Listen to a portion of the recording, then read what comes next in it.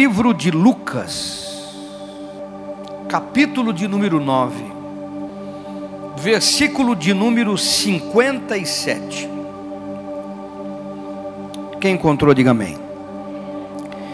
Indo eles pelo caminho, algumas versões diz caminho afora, alguém lhe disse, era um escriba que falou, está lá em Mateus no capítulo de número 8: seguir-te-ei para onde quer que fores. Mas Jesus lhe respondeu: as raposas têm os seus covis, as suas covas, as aves do céu têm os seus ninhos, mas o Filho do homem não tem onde reclinar a cabeça. A outro disse Jesus: segue-me. Ele, porém, respondeu: permite-me ir primeiro sepultar o meu pai. Mas Jesus insistiu e disse: deixa os mortos o sepultar os seus mortos, os seus próprios mortos. Tu, porém, vai e prega o reino de Deus. Outro lhe disse: seguir-te-ei, Senhor, mas deixa-me primeiro despedir-me dos de casa. Mas Jesus lhe replicou: ninguém que, tendo posto a mão no arado, olha para trás, é apto para o reino de Deus. Reino e salvação, duas coisas distintas que nós precisamos compreender com mais profundidade. A primeira, salvação é graça. Você recebe de graça. Como diz a palavra, vós sois salvos pela graça. Não vem de vós, é dom de Deus, e não de obras, para que ninguém se glorie. Você é salvo não pelo que você faz. Você é salvo porque alguém te salvou, e esse alguém é Jesus. Não há pecado que impeça a tua salvação, não há nada que impeça a tua salvação, a partir do momento que você reconhece Jesus como Salvador, e reconhece que é um pecador que precisa do perdão e da salvação. A graça te alcança e a salvação te alcança. Mas nós estamos aqui diante do evangelho que este Salvador veio ministrar, que é o evangelho do reino. Jesus nunca pregou salvação, nunca fez apelo para a salvação. Jesus nunca fez. Jesus, desde que começou, depois do batismo de João, ele continuou o que João dizia: é chegado a vós o reino de Deus, o reino de Deus, o reino de Deus. E Jesus só falava do reino de Deus, ele não falava dele, ele falava do reino. E ele nos mandou falar do reino. A salvação é a entrada para se tornar filho e se envolver com o reino. Agora, o se envolver com o reino é uma decisão. A parábola dos dois filhos, ela fala que o pai convidou um: vem trabalhar comigo. Ele disse: eu não vou. Aí convidou o outro: vem trabalhar comigo. Ele disse: vou. E Jesus disse: o que disse eu não vou, foi. E o que disse eu vou, não foi. E ele disse: qual dos dois fez a vontade do pai? Ele disse, e os discípulos disseram: foi aquele que disse que não ia e foi. Por que Jesus falou isso? Porque não é o que dizemos que é importante, mas é o nosso comportamento que é importante. Porque se fala muito, mas o Deus está interessado no que se vive, no que se faz, no compromisso. Alguém está me ouvindo? É uma situação que Jesus coloca, porque ele estava aliciando os 70 para ir de 2 em 2 à frente dele. Ele estava decidido a ir a Jerusalém, estava caminhando para a sua morte na cruz, e ele estava treinando alguns, e dos que ele estava treinando, ele conseguiu 70 que ele mandou de 2 em 2, que expulsaram demônios, que curaram enfermos, que fizeram obras extraordinárias. Na para frente você pode ler depois, no capítulo de número 10, você vai ver eles felizes porque viram a manifestação do reino que eles pregavam. Mas aqui antes, Jesus está convidando, chamando. Ele estava fazendo um apelo de quem quer se envolver com o reino. Eu acredito que você tem ouvido muito sobre o reino de Deus aqui. Eu tenho pregado muito pouco no domingo, mas eu tenho certeza que vocês têm ouvido mais aqui no sábado, sobre o reino de Deus. E nós vamos ver aqui 3 coisas importantes, mas a primeira delas, que eu quero que você compreenda, é a diferença entre a graça do Senhor salvadora, restauradora, curadora, transformadora, e o compromisso com o reino. Tem uma diferença enorme, porque eu estou olhando aquele Jesus, que aquela mulher estava pega em adultério, e todo mundo queria matá-la, apedrejá-la, e Jesus cria uma situação para que essa pedra não aconteça. Ele diz: quem não tem pecado atire a primeira pedra, e todo mundo saiu envergonhado, todo mundo se enxergou naquele momento.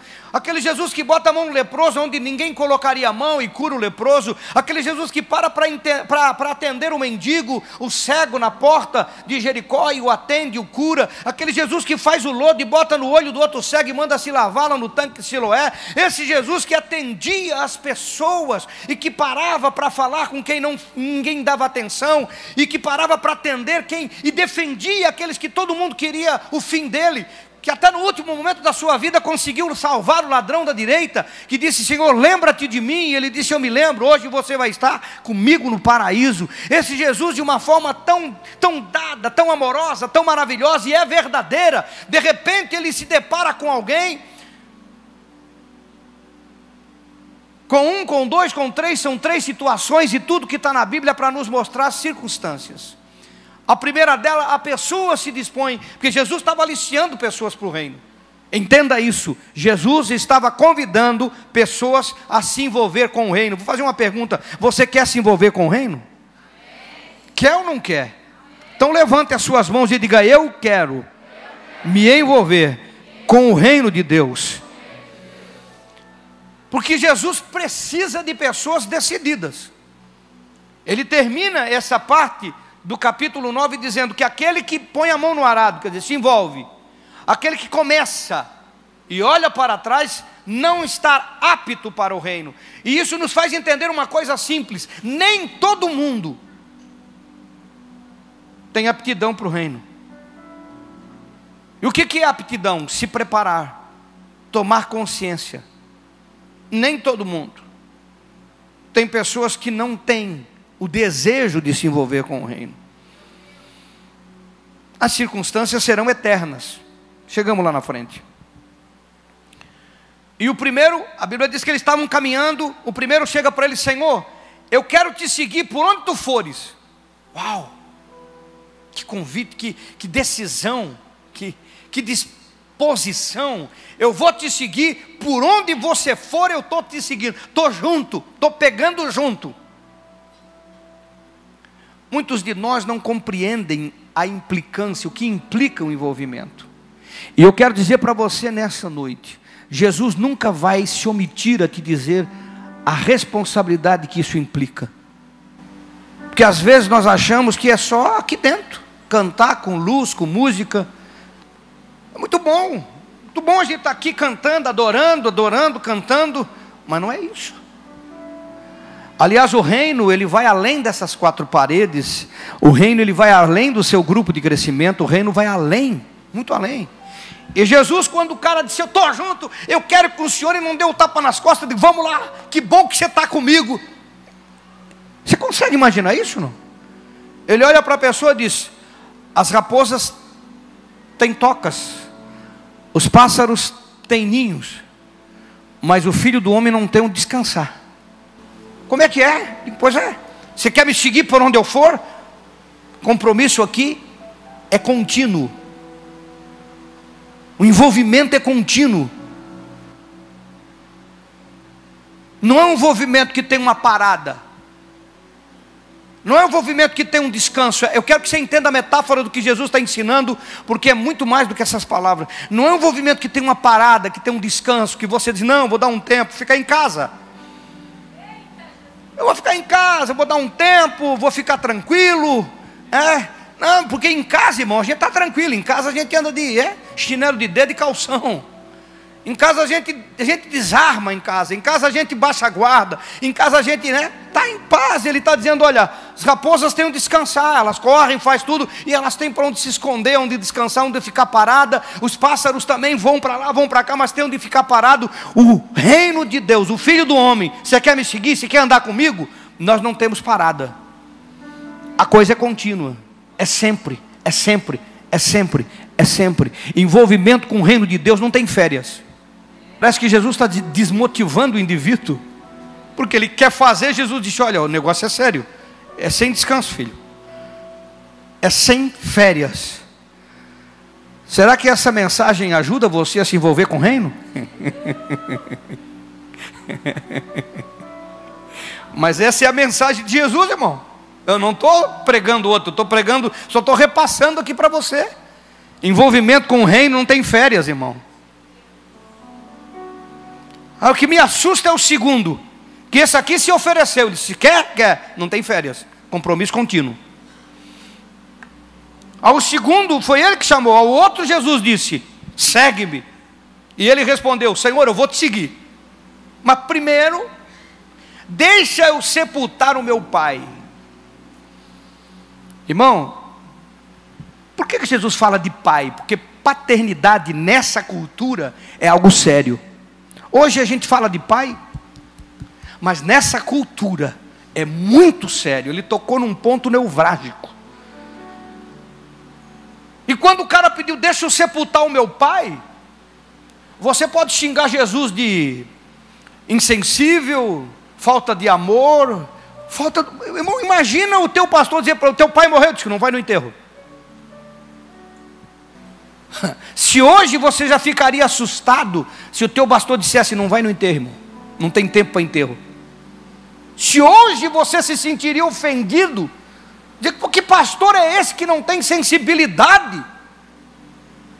O que você vai falar de uma situação numa cultura que o pai era uma figura importantíssima, respeitadíssima, e Jesus disse: não vai no enterro. E eu não estou passando aqui a mão na cabeça. Eu estou falando que Jesus falou para alguém. Ele falou, e ele falou mesmo, é literal o que eu estou dizendo. Mas a mensagem para nós, ela vai além do literal. Porque ninguém aqui morreu o pai hoje. Alguém morreu? Não, ninguém morreu o pai hoje. Mas o que Jesus está nos ensinando? Porque ele disse para o homem: deixa os seus mortos, deixa os mortos enterrar os seus mortos. Tu vem e me segue. Prega o evangelho do reino. Cara, eu só queria que você entendesse o nível de envolvimento que é o reino de Deus. Graça, salvação, de graça, não te pede nada. Reino, segundo o que eu estou vendo aqui, te pede tudo e um pouco mais. Agora preste atenção, irmão. O que Jesus está falando? Que tem coisas que morreram, que você está preocupado com elas que morreram. Porque o pai tinha morrido. Jesus disse: que adianta você enterrar ele? Tem quem enterre ele. O tempo é urgente, é agora. Não dá tempo de você, porque não é ofício fúnebre de hoje, que de um dia para o outro enterra um morto. Tinha todo um período de velório. Tinha todo um período, durava dias esse contexto de velório. Não era que nem aqui, que nem hoje. Demorava algum tempo.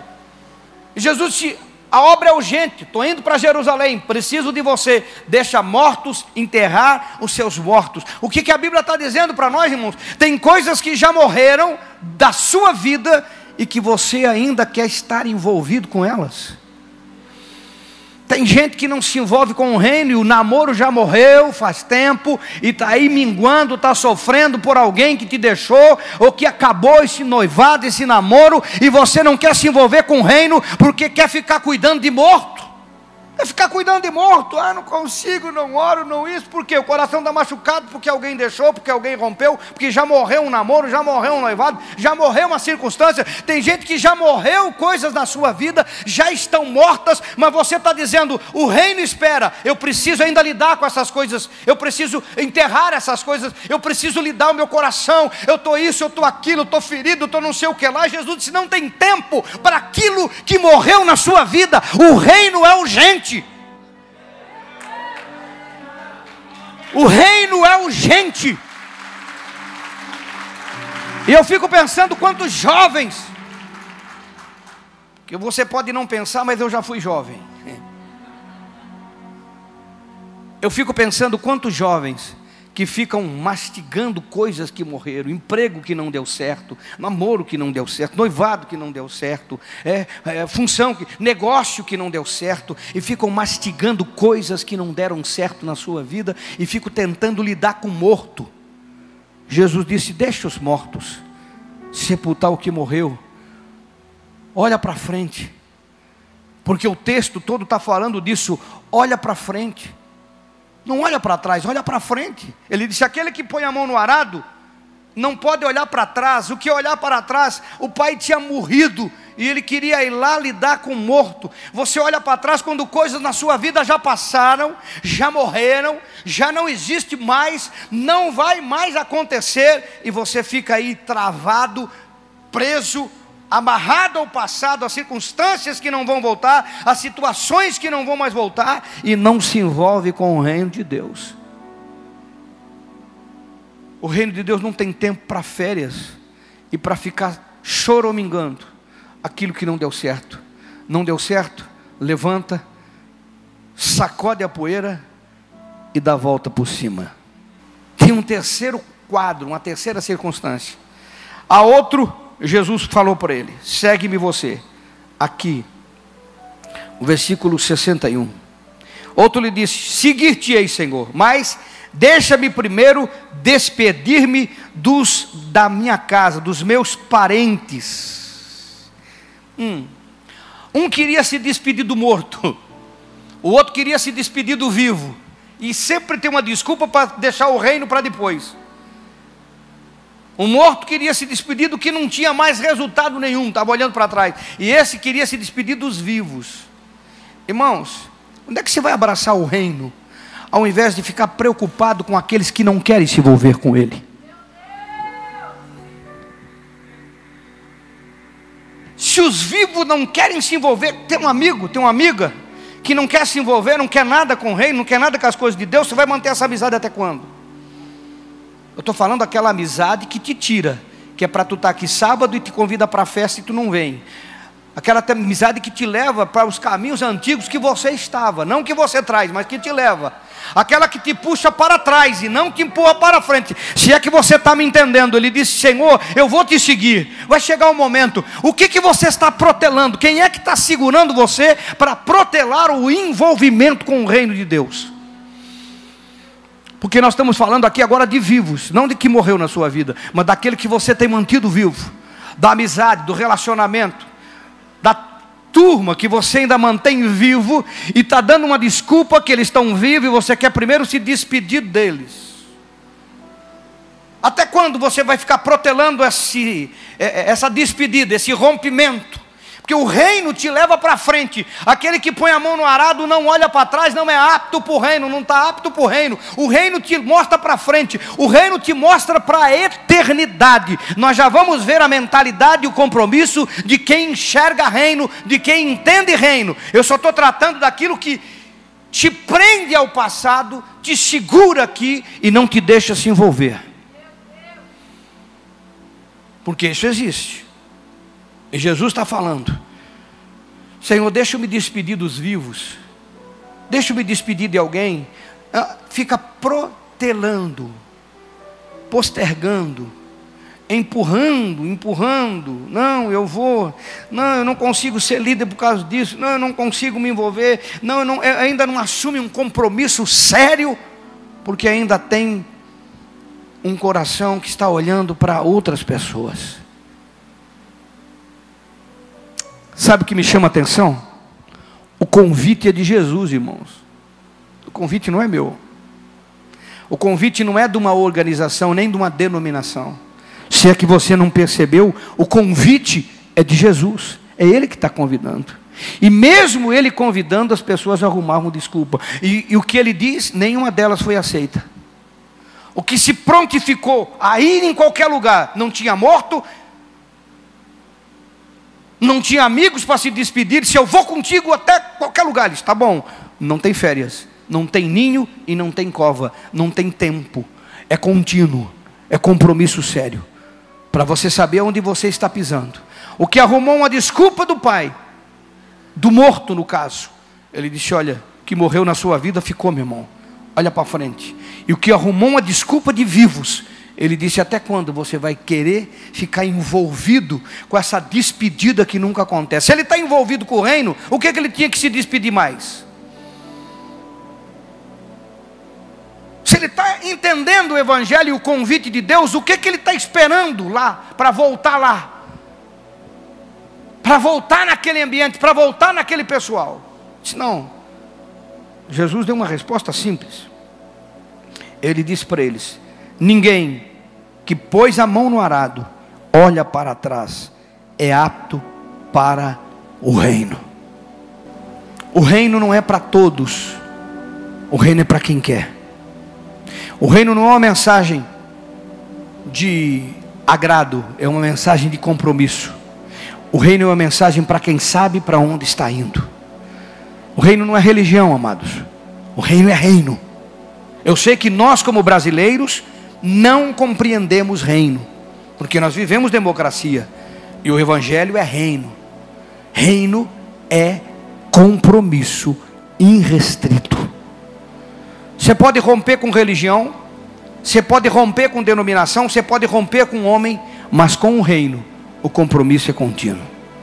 Livro de Hebreus, capítulo 10, falando aos hebreus, ele diz assim: lembrai-vos, porém, dos dias anteriores, em que depois de iluminados, quer dizer, tomaram consciência do reino. Então esse povo aqui era envolvido com o reino. Agora, mesmo os envolvidos com o reino, pela luta que enfrentam, às vezes querem abandonar, e muitos abandonam. E Paulo está tratando daqueles que abandonam. Paulo está tratando daqueles que deixam o reino, que abandonam a liderança, que deixam a sua supervisão, que deixam de se envolver, porque eles perderam o foco. Irmãos, o reino é um foco contínuo. E nem nessa época como hoje nós estamos livres de pessoas que assumiram, que enxergaram, mas que não querem continuar. E Paulo está chamando a atenção dos que querem continuar, daqueles que estão aqui, daqueles que se envolveram, daqueles que entendem para onde estão indo. Quem está me ouvindo, diga amém. Lembrai-vos dos dias anteriores, em que depois de iluminados, sustentastes grandes lutas e sofrimento. Meu irmão, quem que se converteu que não enfrentou luta e sofrimento? Quem que se converteu aqui não enfrentou um pai, uma mãe, um tio, uma tia, um avô, uma avó, um amigo, um colega, um irmão, um cônjuge, que disse: tu está doido, agora tu é isso, agora tu é... Quem não enfrentou, irmão? Quem que está envolvido com o reino de Deus que não enfrentou essas coisas? Todos vocês enfrentaram como eu enfrentei. Todos vocês enfrentaram, porque é uma guerra no mundo espiritual. Ele diz: lembram dos... Quando vocês entenderam o reino, quando vocês se converteram, sustentaste grandes lutas e sofrimento. E ele ainda diz o que era: ora expostos como em espetáculo, tanto de opróbrio quanto de tribulações, ora tornando-vos coparticipantes com aqueles que deste modo foram tratados. Todos nós enfrentamos guerra, até esses que abandonaram liderança, esses que abandonam supervisão, esses enfrentaram. É interessante, eles passaram coisas difíceis. Ninguém chegou a líder de um mês para o outro, ninguém se tornou líder sem passar por essas coisas. Eles se tornaram líderes, se tornaram supervisor, entenderam o reino, entenderam o foco, abraçaram o evangelho do reino, se envolveram com o corpo de Cristo, foram iluminados e passaram isso. Passaram lutas, passaram guerra dentro da família, fora da família, no meio dos amigos. Quantos amigos que deixaram de ser seus amigos só porque você se tornou um crente autêntico, comprometido? Quantos que deixaram de estar com você, de falar com você, de se relacionar com você? Quantos parentes, quantas lutas você enfrentou? Todos enfrentam isto. Não é peculiar de ninguém. E quem não enfrenta, dê glória a Deus por isso. Porque é difícil de entender alguém que não enfrenta, porque o evangelho causa isso na nossa vida. E ele diz assim: vocês enfrentaram e vocês se doeram porque enfrentou também. Você viu isso no seu grupo de crescimento, a pessoa chegando triste no grupo, perguntando o que foi. Ela disse: não, meu pai, minha mãe, meu irmão, meu tio, meu amigo, perdi um amigo, fui ridicularizado, estão rindo de mim, estão dizendo que estou fazendo papel de bobo, agora me envolvi, estão me chamando de crente burro. Todos enfrentamos e nos doemos com aqueles que enfrentam. Ele diz assim: porque não somente vos compadecestes dos encarcerados. como também aceitastes com alegria o espólio dos vossos bens, tendo consciência de que possuis um patrimônio vós mesmos. Na minha versão diz, tendo ciência de possuirdes vós mesmos patrimônio superior e durável. A Bíblia está falando aqui de preso, não é o caso num Brasil como o nosso, com liberdade de expressão. Mas ele está dizendo aqui que eles aceitaram com alegria o confisco dos seus bens. Eles deram suas casas, seus terrenos para o Evangelho. Hoje tem gente criticando o dízimo. Realmente o dízimo é o mínimo do mínimo. Quem se preocupa com o dízimo não entendeu o Evangelho. Esses caras não deram o dízimo, deram tudo. E estamos falando de Novo Testamento, não de Velho Testamento. Eles deram tudo. Agora compreende aqui, irmãos, por que eles entregaram isso? Porque eles tinham consciência de que eles tinham um tesouro eterno. Não, você não entendeu. Eu queria que você entendesse isso aqui. Para você caminhar no Evangelho do Reino, e para você permanecer no Evangelho do Reino, trabalhando, se envolvendo, se você não tiver essa consciência, você para. Alguém falou essa semana do trabalho voluntário aqui. Pessoal, o trabalho voluntário na câmera, o trabalho voluntário no pátio, o trabalho voluntário das crianças. E alguém falou para mim, não é trabalho voluntário, aqui não tem trabalho voluntário. Não, não tem. Não é porque eles não ganham um salário de um dinheiro físico aqui, por uma ou duas vezes na semana que eles contribuem com o corpo, que o trabalho é voluntário. Porque tudo que o homem der ou deixar, Mateus 19, 29, anota e lê em casa. Tudo que o homem der ou deixar, por amor do Evangelho, receberá 100 vezes mais. Eles podem não receber tudo nessa terra, mas está sendo anotado nos céus. E é isso que o apóstolo está falando aqui de quem tem consciência. Vocês aceitaram o confisco dos vossos bens, porque tinham uma consciência e que vocês tinham um patrimônio superior e durável. Cada hora de oração, cada tempo, cada envolvimento, cada discipulado, cada pessoa que você traz ao reino, cada envolvimento com o corpo funcionar precisa de todo mundo aqui.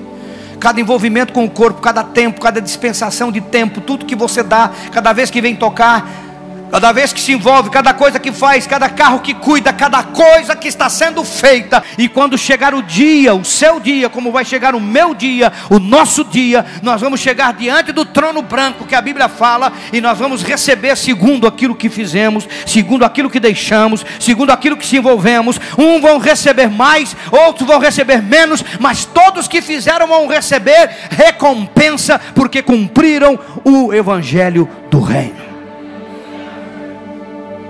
Irmãos, isso é tão notório, que os filhos de Zebedeu, os filhos de Maria, não a Maria mãe de Jesus, da prima, os primos dele, Tiago e João, chegaram para ele e disseram, mestre, deixa um sentar à tua direita, o outro à tua esquerda.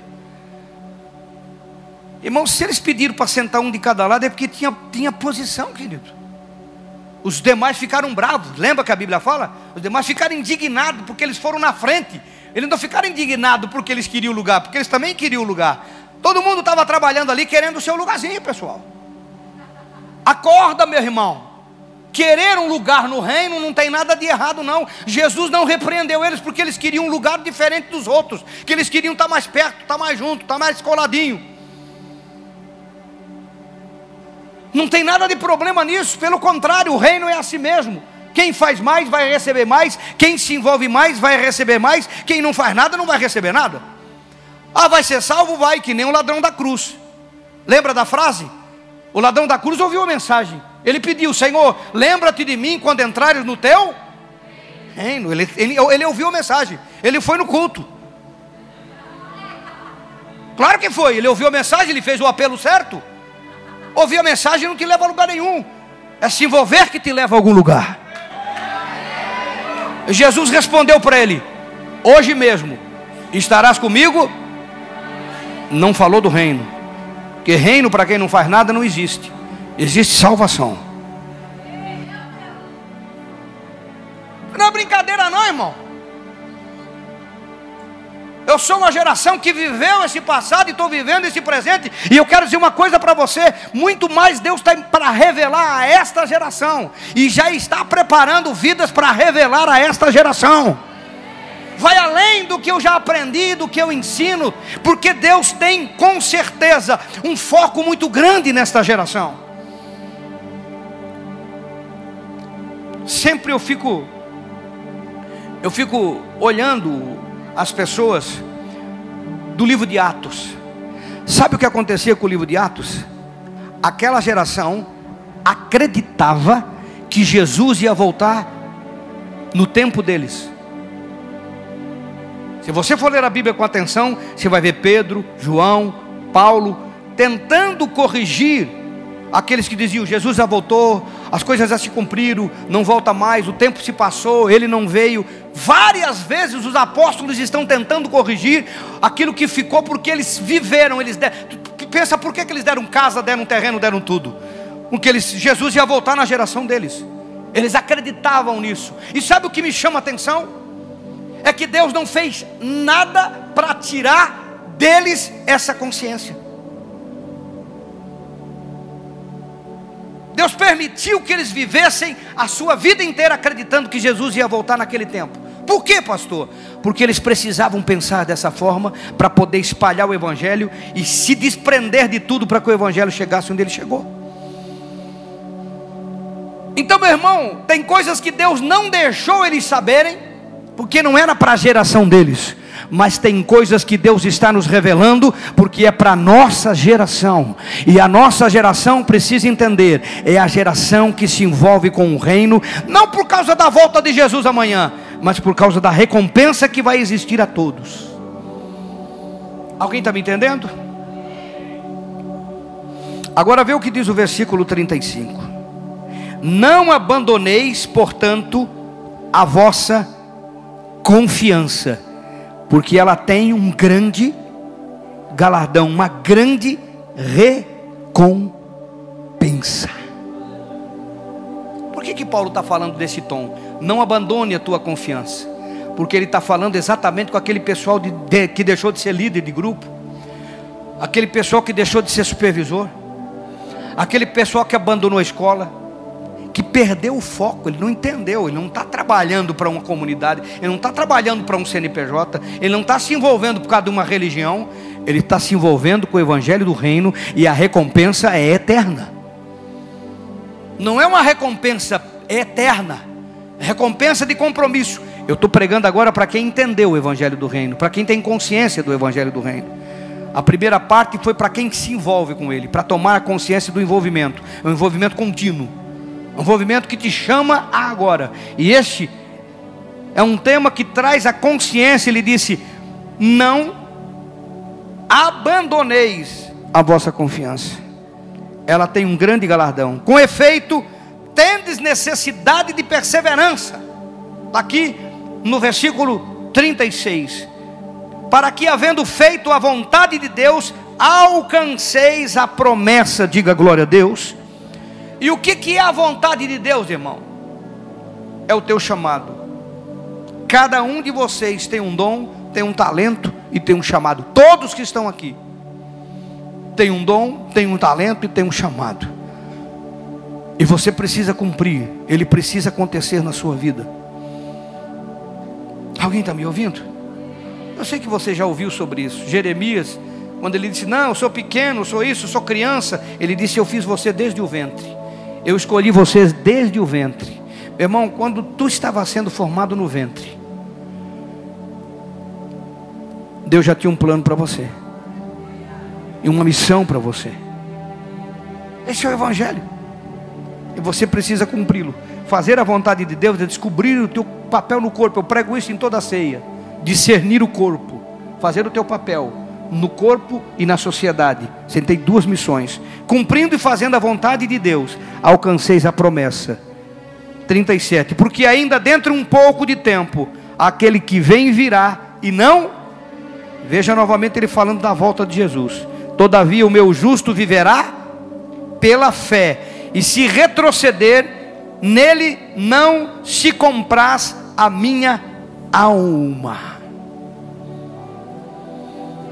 Duas vezes o apóstolo está dizendo: o justo viverá pela fé. Que fé que ele está falando, irmão?